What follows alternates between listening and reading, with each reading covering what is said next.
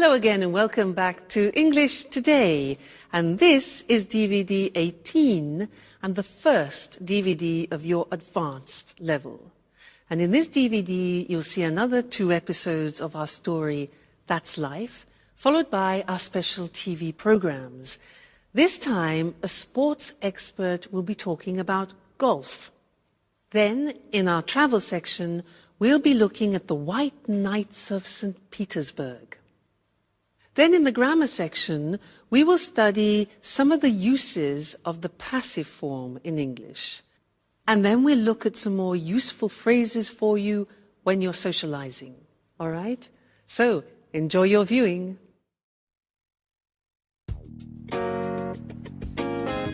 Hi, Sarah. Hi, Sandra. What are you doing? We're making some sandwiches for today's drive in the country. What drive? Hasn't Paolo told you about the trip? Today he wants to take us to visit an old farmhouse in the country. It's supposed to be very beautiful. A perfect example of rural architecture. That's right. I remember now. Paolo told us it was built by some rich Italian-American, a really eccentric character, a friend of his mother's. Okay, girls. Is everything ready? We've almost finished. What a wonderful smell. They look and smell great. Keep your hands to yourself. No one's touching these delicacies now. You'll be able to taste them later when we have our picnic.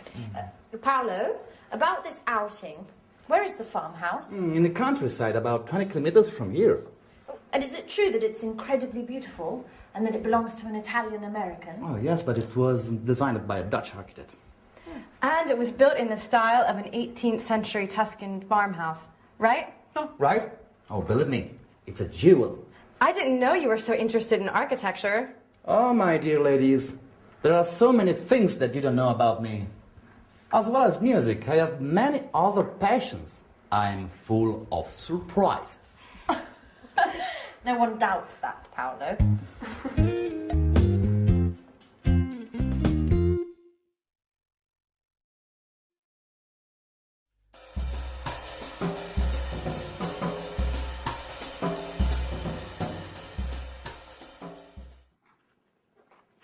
So, tell me more about this house. It's fascinating. Oh, you're right. And you have to see the garden. It's a haven of peace and tranquility. And what sort of plants are there? Oh, thousands. Big old trees, grapevines, olive groves, and many types of roses. And it's huge. There are 8 gardeners. Oh, really? So many? It's a lovely spot. My mother used to take me there a lot. I loved lying under the oak trees. It gave me a sense of peace. That's where I gave my first kiss. Wow. Who would have thought our Paolo was so romantic? Are you making fun of me? No, definitely not. I bet this enchanted house has been the source of most of your musical inspiration. How do you know that? Considering it doesn't take much to inspire you, I can imagine what a paradise can do. Oh, hi. Hi. Sorry we made you wait. Paolo was just telling us about the garden. Oh. Okay, let's go. I can't wait to see this place. Do you know where Mike and Michelle are? They should be here by now. Oh, Michelle went out for her morning jog earlier. She should be back by now, so she's probably having a shower. And Mike's in his room watching a football match. What a surprise. Okay, I'll go and give them a shout. Oh, Sarah, have you got the camera? Oh, no, I left it in my room. Why don't you go and get it? We should be able to take some lovely photos today, right? You're right. I'll go and get it.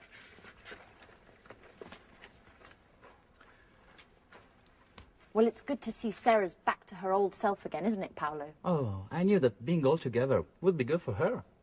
Okay, let's check we've got everything. Okay, Sandwiches. got them. Drinks. Got them too. Okay, I think we have everything. I feel like I've forgotten something. No, we haven't forgotten anything. Oh, no, wait a minute. Just a minute. My guitar! No, Paolo, not the guitar. Just for today. We said it'd be a calm and relaxing day. What could be more relaxing than the sweet melodies of my guitar?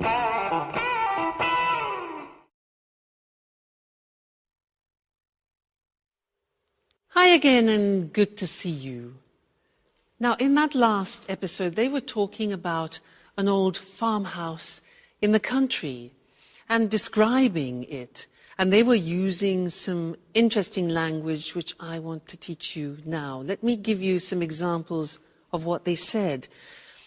Sandra said that the farmhouse was built by a rich Italian American, was built by.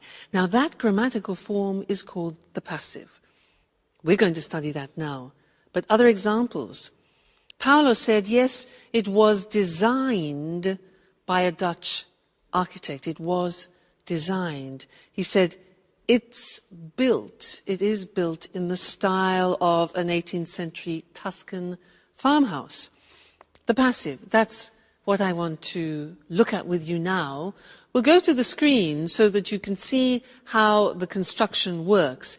It is actually quite simple because you need to take the verb to be in the necessary tense, whether it's past, present, or future, and then you add the past participle of the main verb. Okay, so that is the grammatical form. When do we use the passive? We use the passive when it's more important the action which is happening and not the person doing it. Let me give you an example, try and make it clearer. And look at the screen now when we can combine the things. This is a magazine. Now, I want to talk about the magazine in the present. And there are various things that I can say. For example, this magazine is published in the United Kingdom. Is published, the verb to be plus the past participle. Other things that we can say about it. The articles are written by top writers. Now, notice that if you want to actually mention the people doing the object, the action, you use by. So, these articles are written by top writers, okay, top journalists. Another example, it's delivered worldwide. It's delivered worldwide. There again, we don't know by who, but it's not important in this case. It's the action which is important. So that's in the present, using the verb to be in the present form is, are. Let's move on to the past tense now and take these shoes. We can say about these shoes were made in Italy, okay? These shoes were made. Notice that the verb to be is in the past, and it's plural because it's two shoes, so not was made, but were made. These shoes were made in Italy. The other examples are they were designed by a top designer, and only a limited number were produced. All right, so the verb to be plus the past participle. Then if you think about the future, you can put the verb to be in the future, and let's think about a film that has some perspective that is going to be made in the future. Let's look at how we use that in the passive form. The film is going to be set in America. Now that's a bit more complicated. The verb to be goes into the future, but it's an intentional future. So it becomes the film is going to be set, means filmed, in Russia. It's going to be directed by Spike Lee. Now here the information Spike Lee is important, so we add by. It's going to be directed by Spike Lee, and it's going to be released next summer. Released, taken to the cinemas next summer. So that's the passive form. As you can see, if you know the verb to be very well in all the different tenses, past, present, and future. It's not difficult, and it's actually not different in English to many other languages. All right? So that's the passive. See you again next lesson. Bye.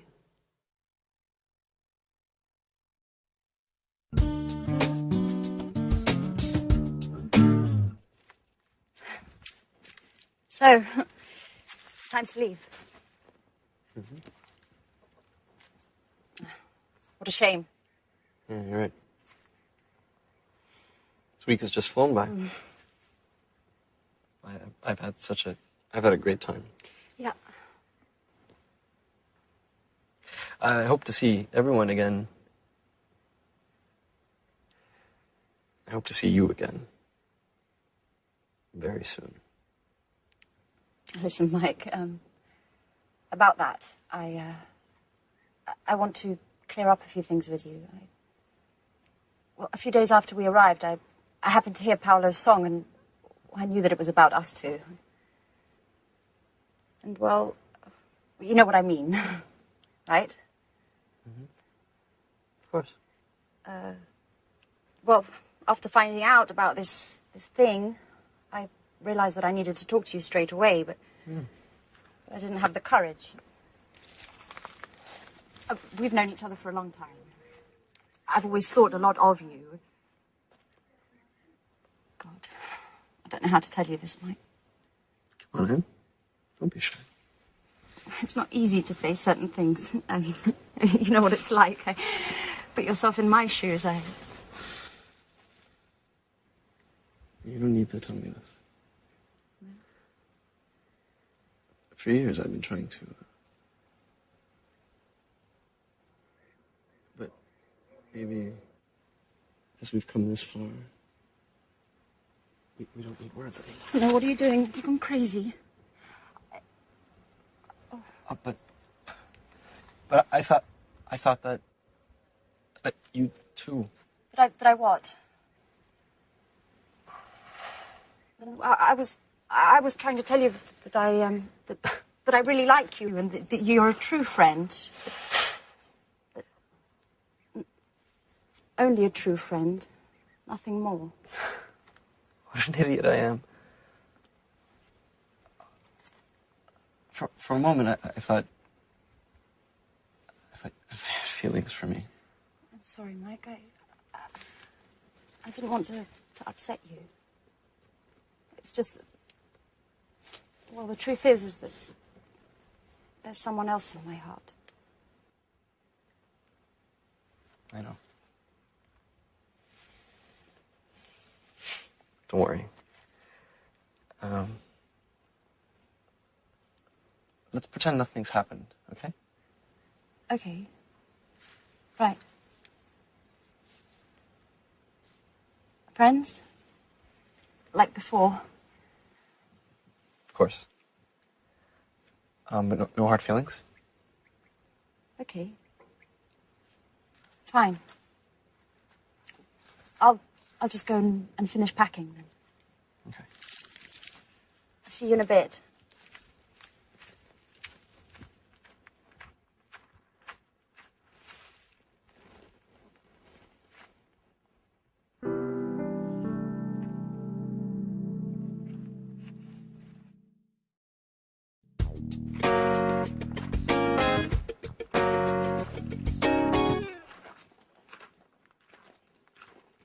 So, it's not true you were only interested in football and nothing else.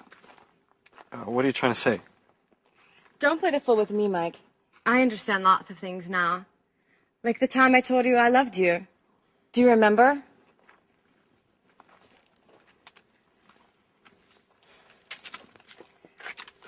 At that time, we were always together.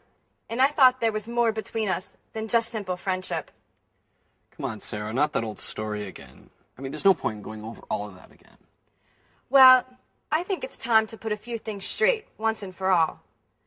At that time, you told me you weren't in love with me, and that you didn't want to deceive me.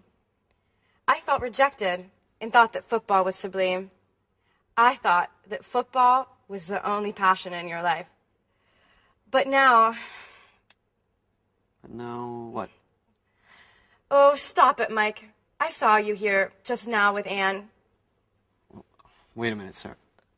Let me explain things. Oh, you don't need to explain.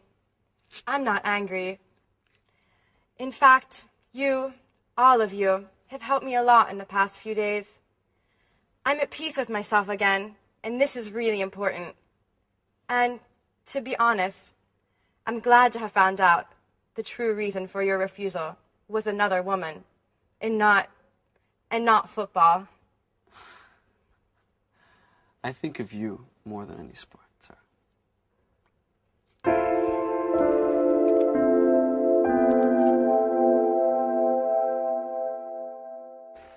Hey guys, it's late. I'm sorry, I was packing. So, it's time to say goodbye already. Oh, I hate goodbyes. Oh, it was a sentimental one. Anyway, we'll be meeting up again soon, right? Right. Yes. Okay. I have some good news. I've decided to open up a new bar, and you're all officially invited to the opening party. Oh. I think I'm going to call it college, in honor of all of you. Oh, fantastic. And as for the music in your new bar, here I am, with my guitar, of course. You know, you're always welcome to come to this house.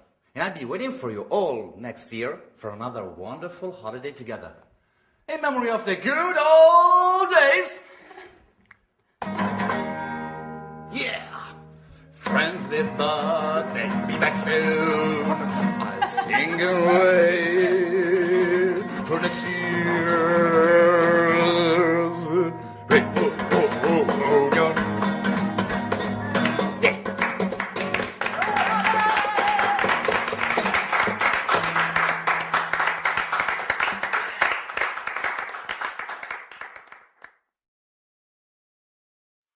Hi again. Anne said, and so it's time to leave. What a shame. Well, it's true, isn't it? It's great to have a reunion with good friends, but it's also sad to say goodbye to them. And she said, what a shame. Do you know what that means? It's like saying, what a pity. What a pity, what a shame are the same meaning. And it means that you are expressing sadness about something.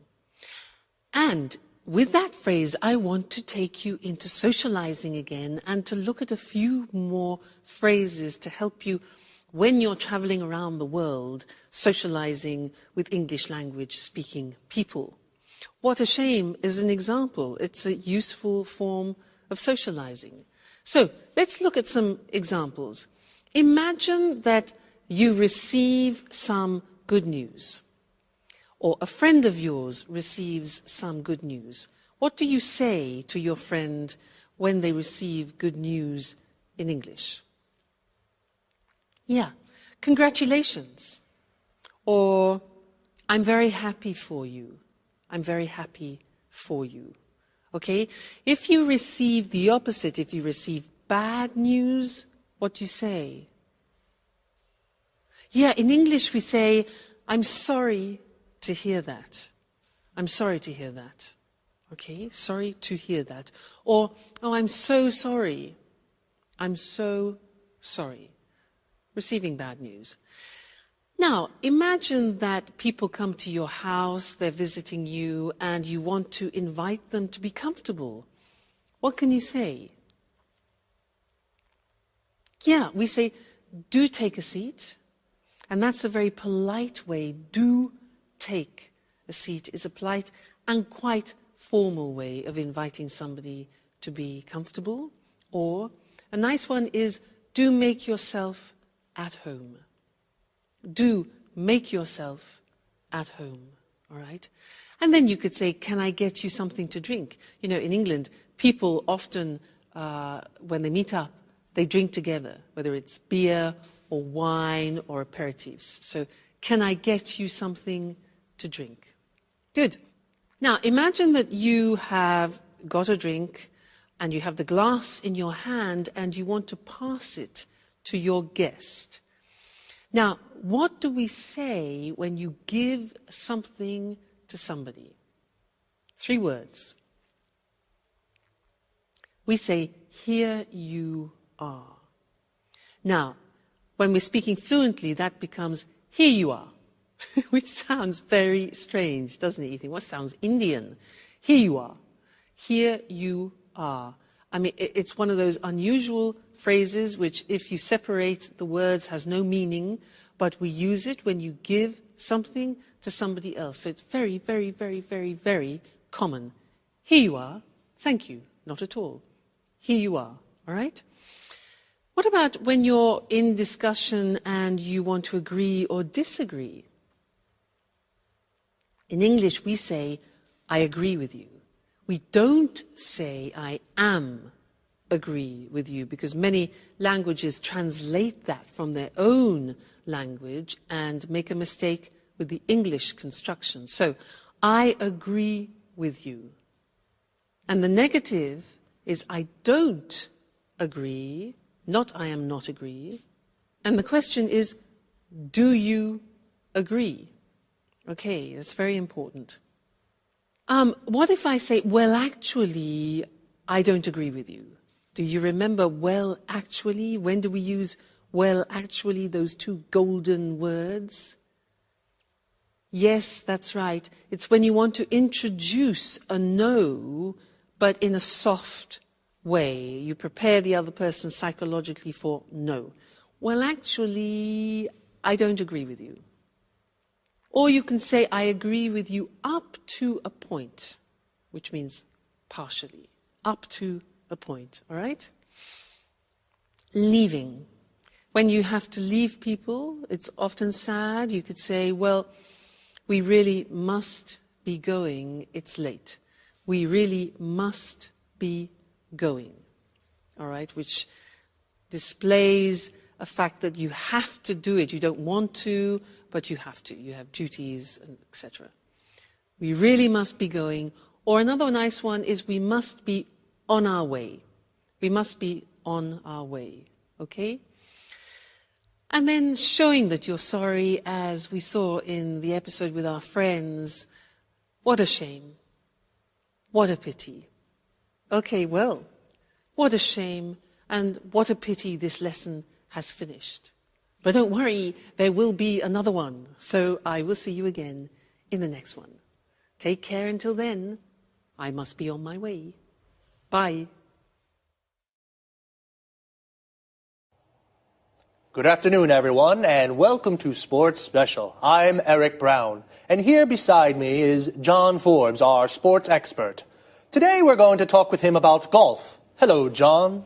Hello, Eric. Hello, everyone. So, John, tell us, where did golf start? Well, the game of golf is believed to have originated in St Andrews, a small town on the east coast of Scotland.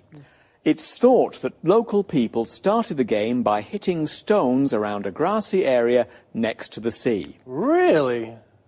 That's right, Eric. Today, golf's a very popular game in Scotland, and many towns and cities have municipal golf courses where everybody can play quite cheaply. Today, the Royal and Ancient Golf Club is located in St Andrews. This is the body that draws up the rules of the game and answers questions golfers around the world have about the rules. You know, there are 6 golf courses in St Andrews. One of these is the famous Old Course, the world's first golf course. Right.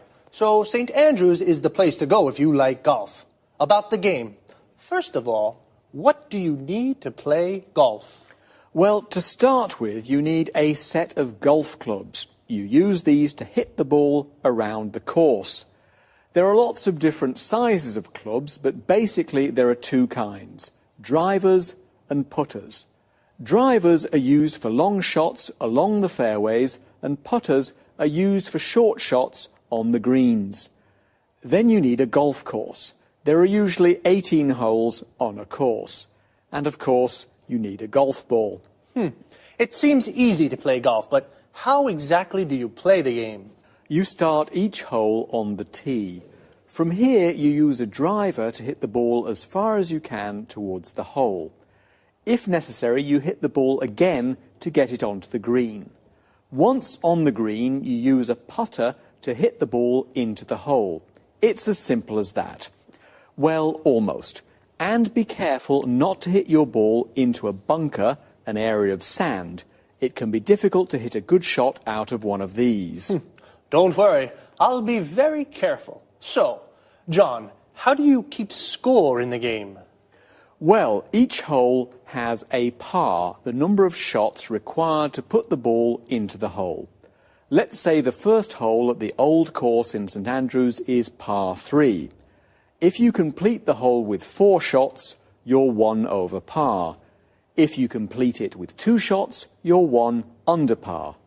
The winner is the golfer who completes all 18 holes with the fewest shots or the most shots under par. And what happens if the golfer hits the ball into the hole with just 1 shot? This is called a hole-in-one, and it is a cause for celebration. Is it expensive to play golf? Because it looks like it's a game just for rich people. Well, golf clubs can be expensive, and you may have to pay a lot to play on a course. But you may be able to hire the clubs, and you may be able to find a municipal course that charges very little for you to play 18 holes. How popular is golf? It's very popular in Scotland, as you can imagine, as the game started there. There are 540 golf courses in Scotland. Remember, the population of Scotland is 5 million. But golf's also popular around the world, especially in Europe and North America. The game's really taken off in East Asia. The game's incredibly popular in Japan, Taiwan, South Korea and Singapore. There are lots of professional golfers who take part in international golf tournaments all over the world. Well, now, we certainly know a little bit more about golf. Thank you, John. You're welcome, Eric. Goodbye. And goodbye to you, and see you again next week for another edition of Sports Special. Okay, now let's go back to the start. So where and how do you play golf? The area where you play is called a golf course. A golf course has 18 holes. The aim of the game is to hit a golf ball into each hole with the fewest shots possible. A shot is when you hit the ball. To play golf, you need, well, yes, a golf ball and a set of golf clubs. A set is a complete group. And a golf club is the thing you use to hit the ball. There are 2 kinds of golf clubs. Drivers, these are clubs for long shots, and putters for short precision shots, to hit the ball into the hole. You take your first shot on the tee. This is the starting point on the golf course. For the first shot, you use a driver to hit the ball along the fairway onto the green. The fairway is the area between the tee and the green. The green is the area of grass around the hole. Here, the grass is cut very short. You must be careful not to hit the ball into a bunker. A bunker is an area of sand. And how do you keep the score? The score is the points of the players. Notice we say, keep the score. This means count the points. Well, each hole has a par. A par is the number of points required to hit the ball from the tee into the hole. We say, for example, a hole is par 3. This means you have to get the ball into the hole with 3 shots. If you need 4 shots, your score is 1 over par. If you only need 2 shots, your score is 1 under par. And if you complete the hole with just 1 shot, it's called a hole-in-one. The winner is the golf player with the most under pars. Well, golf really has taken off around the world. We say something has taken off when it becomes very popular. Okay, sports lovers, that's all from me. See you next week. The home of the Tsars and the Revolution, and one of the world's greatest museums. This is St. Petersburg, a magical city that definitely won't fail to impress. I'm Lucy Ross, and this is the travel programme. Today we'll learn about Peter, as the locals call the city, with our travel expert, Christine Oteng. Hello, Lucy, and good morning, everyone. Well, St. Petersburg is beautiful at all times of the year, but it's during the white nights, when darkness never falls, that the city really is at its best. Would you agree, Christine? Yes, definitely. As you'd expect, these long evenings occur in midsummer, particularly during the last 10 days of June. During this period, St. Petersburg really is a fun place to be. The sun barely sets, it's still light even at midnight, and the city overflows with festivities to celebrate the longest days of the year. Are there any special events? Of course, during these evenings, it's possible to watch some of the world's best opera and listen to some of the best classical orchestras. Mind you, it's not all highbrow culture. Locals often stay out celebrating all night. There's also a White Nights Dance Festival, with events ranging from folk through to ballet. So, it's possible to see the famous Kirov Dance Company? Sometimes it is, yes. It doesn't always take part, though, but it does usually put on student performances. And what about the city's monuments? Is there anything really special that visitors must see? Well, there really is a wealth of sights for the visitor to take in. St. Petersburg is famous for its many museums and art galleries.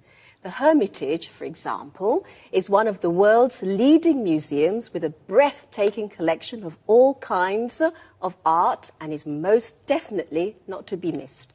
There are also numerous former imperial palaces that can be visited both in the city and along the shores of the Gulf of Finland. And try not to miss the city's churches, the main ones at least. Actually, there are so many that it'd be impossible to visit them all. Well, tell us, Christine, is it true that the city's called the Venice of the North? Yes, that's right. This is due to the river Neva that flows through the city and the numerous canals that crisscross the historical centre. On this subject, another special midsummer event is the raising of the bridges over the river Neva. Thousands flock to the riverbanks to see the raised bridges silhouetted against the twilight sky. Well, visitors must find out when the bridges are lowered, or they might not be able to get back to their hotel. That's right. If that happened, they'd just have to stay out celebrating until dawn. Well, that doesn't sound too bad. And the food? I've heard the food's not very good. Is that true? Well, let's say it's not the place to go for a food trip. But if you like a drink now and again, this is the right place for you. Russians love vodka, and they love inviting their friends to drink with them. And Russians can be disarmingly generous and hospitable. But be careful. The vodka's easy to drink, but don't overdo it, or you'll feel it the next morning. Did you hear that? The vodka is good, but don't drink too much. And do enjoy St. Petersburg, a truly fascinating city to visit. Thanks, Christine. Goodbye. See you again soon to discover more interesting places with the travel programme. So, St. Petersburg is at its best in midsummer. Midsummer is the middle of the summer. We say something is at its best when it's in its best condition. The city is at its best because in midsummer the sun barely sets. When the sun sets, it goes down. The moment when the sun sets is called sunset or dusk. The sun barely sets means it almost doesn't set, so it stays light all night. So sunset is when the sun goes down. When it comes up in the morning, it's called sunrise. It's the moment that the sun rises. This time of the day is also called dawn. So, St. Petersburg is a fun place to be in summer. It's a fun place to be means it's amusing to be there because there are lots of things to do. You can go to the opera or a classical concert. Mind you, it's not all highbrow culture. Highbrow culture is classical culture, like opera, Shakespeare, Dante. We use the expression, mind you, to introduce a contrast with something that's just been said. The locals stay out celebrating all night. To stay out doing something means to spend the night doing something. So, the locals stay out celebrating means they celebrate all night and don't go home until the morning. There's a dance festival too. The Kirov Dance Company doesn't always take part. To take part in something means to participate. Notice we say take part in something. So the Kirov Dance Company doesn't always take part in the festival, but it puts on student performances. To put on something means to organise something. And remember, it's not the place to go for a food trip, a holiday based around trying the local cuisine. But it is the place to go for the vodka and all-night celebrating. So, bye for now. See you next week.